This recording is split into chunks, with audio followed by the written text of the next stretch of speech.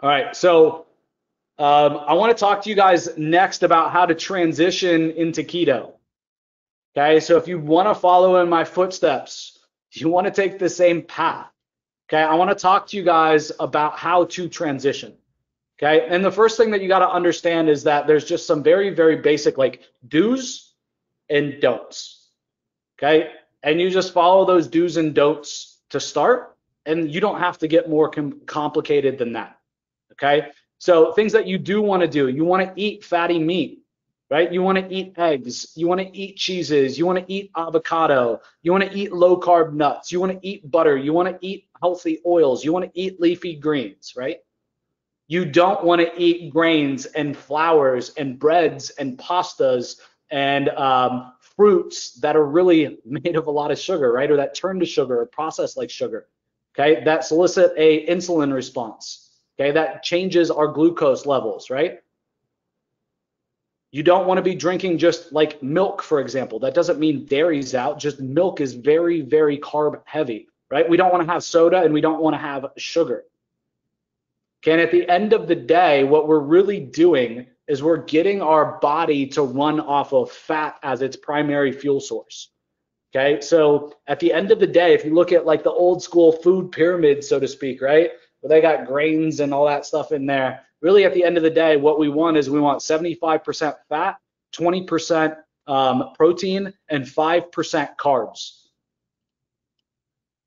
Okay, and these macros long term, you should play with yourself. Okay, you should play with yourself. You may find that you're the type of person that needs less fat and more protein. You may find that you're the type of person that needs more fat and less protein.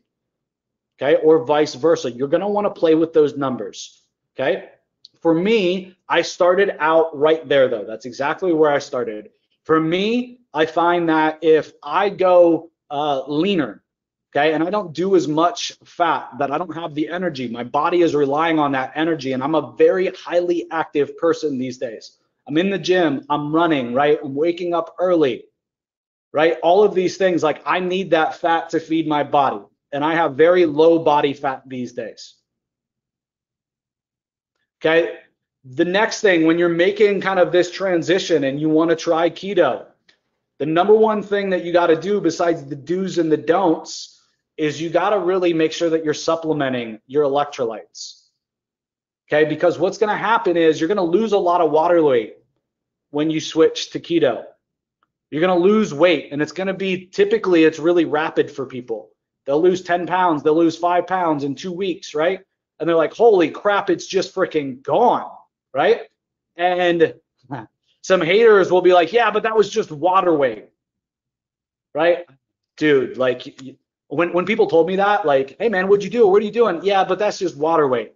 I'm like, man, I don't give a shit. I feel amazing, right? I just lost 10 pounds, right? Don't let that hold you down. But what I want you guys to think about is this, like with all that water gone, it really messes with your electrolyte imbalance as well. Okay, you're not going to hold as much water. You're not going to hold as much electrolytes. So you got to make sure that you're supplementing with your electrolytes, right?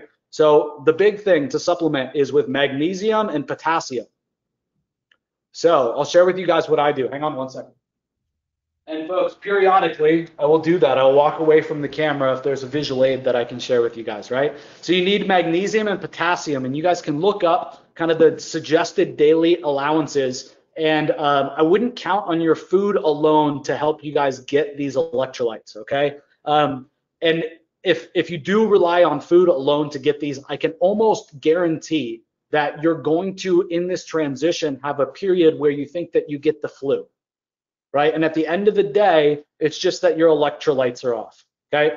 So I supplement with something called this Natural Calm, and you can get this, I'm pretty sure, on Amazon. I pick it up just locally at Whole Foods. And then no salt.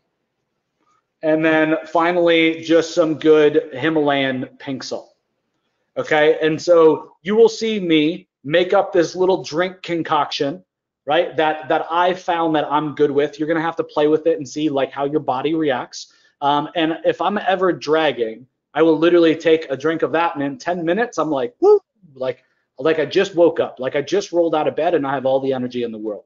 Okay, so you got to make sure that you're supplementing with these things as you're making the transition, especially, but even long term, I think that you should be doing it as well. And especially if you end up like me. Like I was the type of person that never wanted to work out, but with keto and following the regimen that I'm going to share with you guys, I got so much energy, right, that I was expending a lot of calories and a lot of energy at the gym, right? It made me start working out, it made me start running, something that I would tell you, like, you're crazy. If you ever would have ever told me I'd run a 5K or a 10K, I'd be like, you're flat out of your fucking mind, right? Like, but it made me do that because I had so much energy.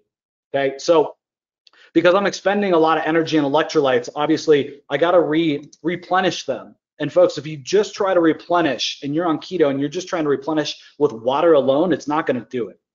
Okay, so just look up the daily allowances for magnesium and potassium. And if I were you guys, like, this is really the only supplements that you guys need on keto. The only quote unquote supplements or vitamins. Okay. So next up, if you're going to kind of transition to keto, all right, next up is I 100% recommend that you don't track your macros. What does that mean? So I have an app on my phone called Keto, and it's just a blue, here, I'll pull it up for you guys, see if you guys can see it. It's just a blue background here. You guys missed it. It says keto, but it shows you your macros and your calories, right? And it shows how much fat you got in for the day, how many carbs, and how much protein, right? It helps track that 75% fat, 20% protein, and 5% carbs, okay? And it helps you also track how many total calories you had. That's good, but when you're transitioning, don't even worry about tracking your macros, right? Okay, so just eat until you're full. Eat until you're satiated. Okay, an interesting thing happens for most people when they transition to keto from a standard American diet. Okay, what happens is they're not used to eating all that fat. They're not used to eating like you eat on keto, and you get full very quickly. And what happens is you, like, kind of in this transition period, eat less almost by default because your body's just getting used to eating that way. Okay, so most people lose weight without tracking and are full the entire time just because they're not used to it. So I recommend for the first 2 weeks, just eat intuitively and follow the this is what you eat list, this is what you do eat, and this is what you don't eat list. Okay, supplement your electrolytes, right, like we talked about, and don't track your macros, just eat naturally. Okay, and the first 2 weeks on keto, I believe I lost like 7 or 8 pounds. Okay, now I'd have to look up the number, but I believe it was 7 or 8 pounds. Okay, and again, people will tell you like, oh, that's just water weight though. Like, I don't give a shit. It's 7 or 8 pounds that is gone. Guys, 7 or 8 pounds is a lot of fat. Like, you guys will see a huge difference. And the great thing is that initial jolt will give you guys a ridiculous amount of enthusiasm. And the ultimate, I'm kick in the ass, right? Because you just lost freaking 8 pounds or 7 pounds or 6 pounds in a week. Does that make sense to you guys? So it's like instant motivation.